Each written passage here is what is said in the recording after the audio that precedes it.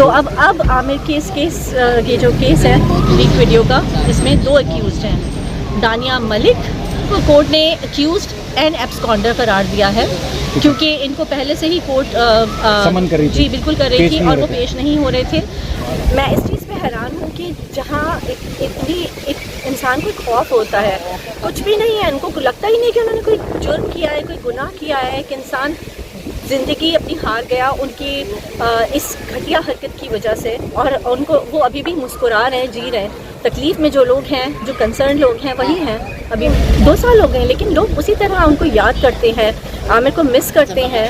एक बहुत बड़ा नाम था पाकिस्तान का, एक लोगों का, मैंने खुद भी लिखा था कि लोगों का चाइल्डहुड, एक पूरी जनरेशन जुड़ी हुई है, जो वो कहते हैं हम देखते देखते उन्हें बड़े हुए हैं। तो मैं इतनी आसानी से पीछा नहीं छोड़ने वाली कि अगर डिले हो भी जाए तो ठीक है, हो जाए, पर इंशाल्लाह आमिर को इंसाफ देंगे। अपनी अदालतों से यही उम्मीद है, इंसाफ की उम्मीद है। अभी तक अल्हम्दुलिल्लाह केस हमारा बहुत स्ट्रॉन्ग है, और इंशाल्लाह सबको पता है ये बात, जब वो सारी वीडियोज़ आई और उन्होंने जो इंटरव्यू किया था, तो ज़ाहिर है वो अक्यूज़ थे, लेकिन ज़ाहिर हमें बहुत स्ट्रॉन्ग एविडेंसेस चाहिए थे, जो हमने कोर्ट को प्रोवाइड कर दिए, जिसकी बुनियाद पे FIA ने बाकायदा पूरी एक कंप्लीट जो उनकी वो थी डॉक्यूमेंटेशन, वो सारी चालान वगैरह जमा करा दिया, और कोर्ट ने उस पर यासिर शामी के उनको एब्सकॉन्डर करार दिया है और उनको अक्यूज़्ड करार दिया है साइबर क्राइम केस में, या आमिर लियाकत की ऑब्सीन वीडियो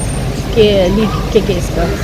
तो अब आमिर के इस ये जो केस है लीक वीडियो का, इसमें 2 अक्यूज़्ड हैं। दानिया मलिक, एक तो मैं थोड़ा सा सोशल मीडिया के हमारे भाई बहनों से एक रिक्वेस्ट भी करूँगी, उन्हें दानिया मलिक लिखा करें। वो दानिया बीबी जो है वो अक्यूज़्ड है, एंड शी इज़ दानिया मलिक, तो उनको मलिक लिखा करें।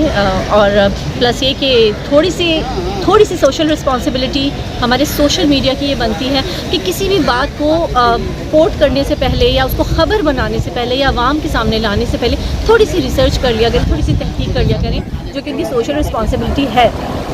ये जो एक कुछ वीडियो लीक का 2 करोड़ और क्या क्या वो जो मामला हुआ था, तो एक जोक था। पहले उसमें जो केस में दानिया है, उसमें मुलज़िम और दूसरे मुलज़िम यासिर शामी, अब 2 अक्यूज़्ड हैं, और कोर्ट ने इनके वारंट जारी कर दिए। वारंट में जारी किया, इनको कोर्ट ने अक्यूज़्ड एंड एब्सकॉन्डर करार दिया है, क्योंकि इनको पहले से ही कोर्ट समन कर रही थी। जी बिल्कुल कर रही थी, और वो पेश नहीं हो रहे थे, और यकीनन वो कोशिशें करेंगे बेल की या जो कुछ भी है, पर जाहिर है ये एक बहुत हाई प्रोफाइल केस है, जिसको थोड़ा सा मुझे नेग्लिजेंस भी कहीं FIA की तो जब ये कोर्ट ने इनको एक्यूज डिक्लेयर कर दिया था, तो FIA ने उनसे इन्वेस्टिगेशन नहीं की। अगर क्राइम था तो उसमें FIA ने गिरफ्तार क्यों नहीं किया? हमारा इशू ये कि हमारे यहाँ इदारे फौरी तौर पर एग्जीक्यूशन कर लें, अगर एग्जीक्यूट कर देते फ़ौरन करना चाहिए। मतलब दानिया कभी एग्जीक्यूशन जल्दी होनी चाहिए। अगर कोर्ट ने कोई ऑर्डर जारी किया तो किया है अभी, तो उम्मीद है कि हमारी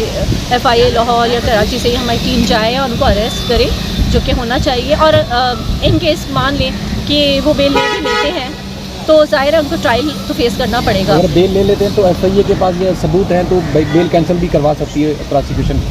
जी बिल्कुल, और जो भी कुछ है, ट्रायल तो अब है, एक्यूज़ तो वो हैं, और कोर्ट ने ऑर्डर इशू किए हैं, जाहिर है उन्हें ट्रायल। अच्छा, आज की हेयरिंग का बता दें, आज हेयरिंग थी, उसमें क्या हुआ आज?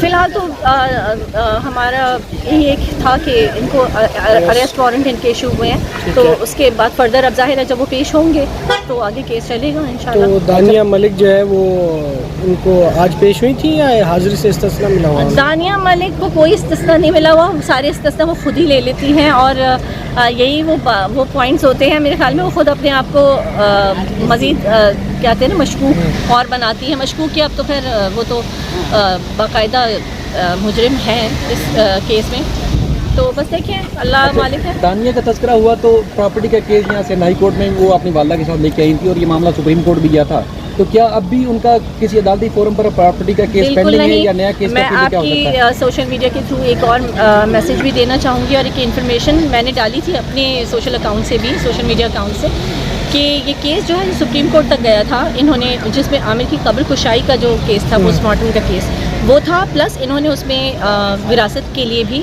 वो एप्लीकेशन भी साथ रखी, मैं उनकी वारिसों में से हूँ और मेरी भी सुनी जाए और फला। तो सुप्रीम कोर्ट ने 3 रुकनी बेंच ने इस केस को डिसमिस किया था along with all application. Court का ऑर्डर है, वो भी मैं आपको प्रोवाइड कर दूंगी, तो वो उसकी कॉपी प्रोवाइड कर दूंगी, वो आप देख लीजिएगा कि सुप्रीम कोर्ट ने अलॉन्ग विद ऑल एप्लीकेशंस उसको डिसमिस कर दिया था उस केस को। तो ये जो चीज़ें हैं कि उनका ये कहना कि वो एक तो जो 2 करोड़ लेने वाले और देने वाले हैं, मेरे ख्याल में वो ऐसी मज़ाक का केस जो है वीडियो ना ही डालें, क्योंकि नैब का कहीं छापा ना पड़ जाए उनके घरों पर। अच्छा, आपका कहना है कि जो वरासी या प्रॉपर्टी में वो क्लेम करती है कि वो बेवा है, तो वो हक खत्म कर चुकी है? नहीं, मैं आपको पहले भी आपको याद होगा मीडिया टॉक्स में हमने बता दिया था कि शरण खुला हो चुकी है उनकी, तो वो तो वैसे भी उनकी वाइफ नहीं है, शरण उनकी खुला हो चुकी है। खुला का और तलाक का मामला शरई मामला होता है, इसमें पेपर्स की कोई वैल्यू नहीं होती, वो हम दुनियादारी के जो कानून है उसके लिए, एक सिविलाइज्ड माशरे में रहते हैं उसके लिए होती है। तो शरण उनकी खुला हो चुकी है और वैसे भी कोर्ट ने भी उनको अच्छा खासा देख लिया था, सारी चीज़ें थी, कोर्ट ने ही डिसमिस कर दिया, सुप्रीम कोर्ट ने ही मानने से इनकार कर दिया। एंड फर्दर मोर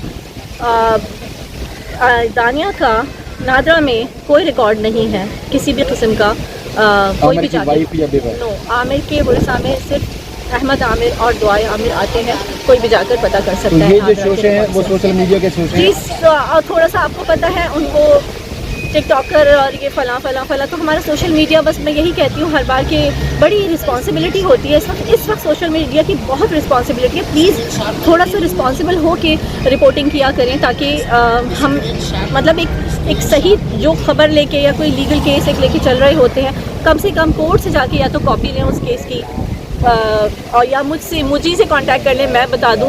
खुद से आप कोई चीज़ को कोर्ट नहीं करें, क्योंकि ये कोर्ट केस है, केस पर भी असरअंदाज होती हैं ये चीज़ें। फिर उसके बाद आपको पता है लोग पता नहीं क्या क्या लिखते हैं, फिर उसके बाद एक छोटी सी खबर होते वो कुछ और ही बन जाती है।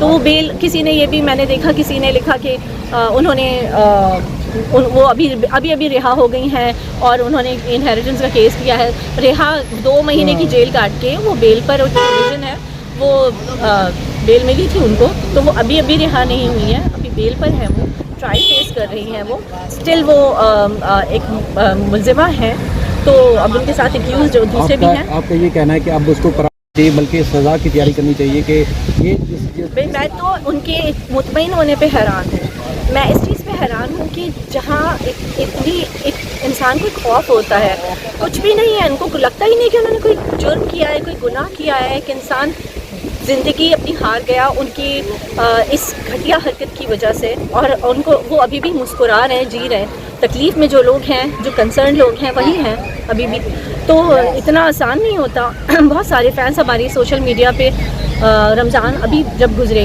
तो 2 साल हो गए, लेकिन लोग उसी तरह उनको याद करते हैं, आमिर को मिस करते हैं। एक बहुत बड़ा नाम था पाकिस्तान का, एक लोगों का, मैंने खुद भी लिखा था कि लोगों का चाइल्डहुड, एक पूरी जनरेशन जुड़ी हुई है, जो वो कहते हैं हम देखते देखते उन्हें बड़े हुए हैं। तो इतना आसान होता है क्या कि बस मैं अपनी अदालतों से भी अपील करूँगी, प्लस आवाम से भी अपील करूँगी कि प्लीज़ इस केस को हम जब वो कर रहे होते हैं, हम अदालतों में चला रहे हैं, तो कम से कम हमारा सोशल मीडिया सही रिपोर्टिंग करे, प्लस ये कि इस केस को इसी तरह ज़िंदा रखें, ताकि ये केस कहीं और केसेस की तरह जैसे कहते हैं ना डिले होते ख़त्म ही हो जाता है। नहीं, मैं इस केस में मैं इतनी आसानी से पीछा नहीं छोड़ने वाली कि अगर डिले हो भी जाए तो ठीक है, हो जाए, पर इंशाल्लाह आमिर को इंसाफ दिलवाऊँ। लास्ट ईयर एक्चुअली अदालतों का आपको पता है इंटरनल इश्यूज़ भी होते हैं, जजेस की पोस्टिंग और ट्रांसफ़र्स और ये सब कुछ, तो केस थोड़ा सा डिले हो जाता है, फिर डेट्स इतनी लंबी मिलती हैं, यानी अब जैसे पिछले महीने कोई डेट मिली तो अगले महीने की डेट मिलेगी। तो मेरी रिक्वेस्ट भी करती हूँ मैं हमेशा अदालत को कि डेट ज़रा जल्दी, ज़ाहिर है इतने अंबार लगे हुए हैं केसेस के, अच्छा है कि जल्दी केसेस को, इतने पेंडिंग में केसेस होते हैं, निपटाएं। तो फ़िलहाल तो ये है कि केस चल रहा है, स्लो प्रोग्रेस है, पर केस हमारा स्ट्रॉन्ग है, तो हमें होप है इंशाल्लाह हमें अल्लाह ताला सुपुर्द करेगा। इस केस में एक यूट्यूबर का नाम भी आया था हैं और ना ही उनका अदालत में पेश तलब किया गया है। नहीं, वही तो उनका तो इशू हो गया है ना, उनका अरेस्ट वारंट। अच्छा, अरेस्ट वारंट जारी हो चुके हैं? अरेस्ट वारंट इशू हो चुका है, एब्सकॉन्डर करार दिया है अदालत ने, और उनके अरेस्ट वारंट इशू हो गए हैं, तो देखें क्या होता है आगे। Thank you.